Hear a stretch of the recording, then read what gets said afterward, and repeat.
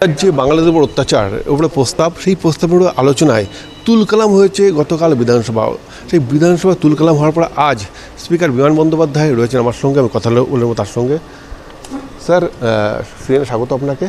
যে আপনারাও তো একসময় বিরোধী দলে ছিলেন, আপনার বিধায়ক ছিলেন, কিন্তু আপনারা যে আচরণ করেছেন, আপনাদের যে ভূমিকা ছিল, কালকে যেটা হলো তার সঙ্গে মেলাতে পারছেন?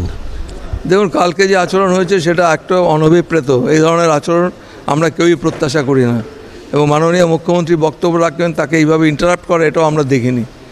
বাধ্য হয়ে আমাকে কিছু সিদ্ধান্ত গ্রহণ করতে হয়েছে, কয়েকজন বিধায়ককে বিলম্বিত করতে আমি বাধ্য হয়েছি।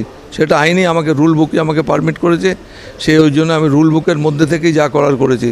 এবং আজকে শিক্ষক দিবস, সেই জন্য আমি বিধানসভায় এসেছি।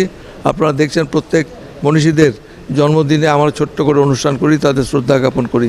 সেই জন্য আজকে আমরা এখানে এসেছি। এমন নয় যে আজকে কোনো প্রেস মিডিয়ার সঙ্গে আমার কোনো প্রেসে বক্তব্য রাখার জন্য এখানে আসা, সেরকম কোনো ব্যাপার না। তবে কাল যা ঘটনা ঘটেছে আমি হাউসেই বলে দিয়েছি, নতুন করে আমার অ্যাড করার কিছু নেই।